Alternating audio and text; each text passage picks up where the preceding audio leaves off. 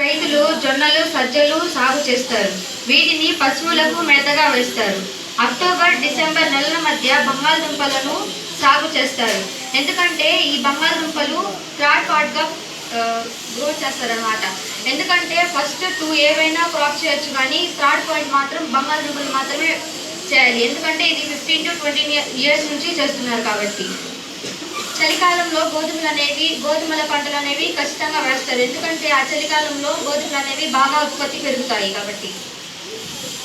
The Green Revolution is the late 1960s introduced the Indian farmer to cultivate of wheat and rice using high yielding varieties HYVs of the seeds compared to the traditional seeds.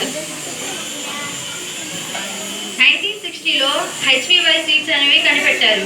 ఆ HVY seeds కనిపెట్టిన తర్వాత ఇండియాలో first time use చేశారు. అవి use చేసినప్పుడు గోధుమలు అనేది చాలా పంటని చేతికి ఇచ్చాయి. Higher yield were possible only from a combination of HYV seeds, irrigation, chemical fertilizers, pesticides, etc.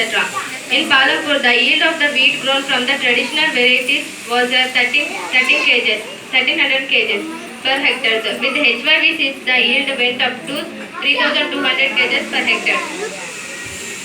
HYV విత్తనాలు, వాటర్ ఫెసిలిటీ, రసాయన ఎరువులు, పురుగు మందులు వీటిని యూజ్ చేస్తే పంటలు బాగా పెరుగుతాయి.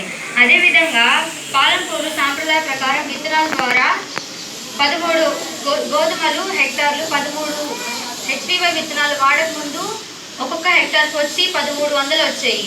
కానీ HVY విత్తనాలు వాడిన తర్వాత ఒక్కొక్కటి 3200 హెక్టార్లు మాత్రం వచ్చాయి.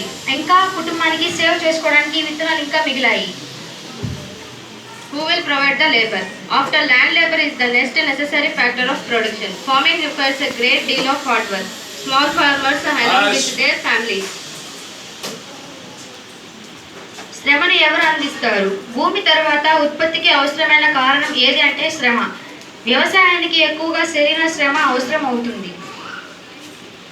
The capital needing in farming. Most of small farmers have to borrow money to arrange for the capital. They borrow from large farmers or the village money lenders or the traders. వ్యవసాయానికి అవసరమైన మూలధనం. వ్యవసాయం పెట్టుబడికి కావాల్సిన చిన్న రైతులు వేరే వాళ్ళ దగ్గర అప్పు తీసుకుంటారు.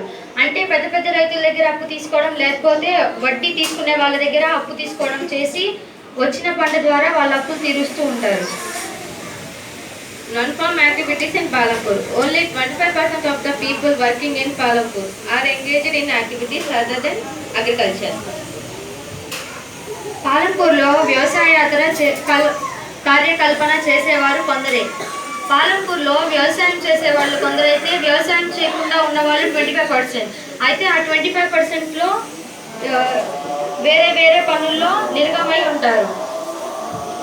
Dairy, the other common activity. Dairy is a common activity in many families of Palampur. People feed their buffaloes on various kinds of grass and the jawar and bajra that grows during the rainy season.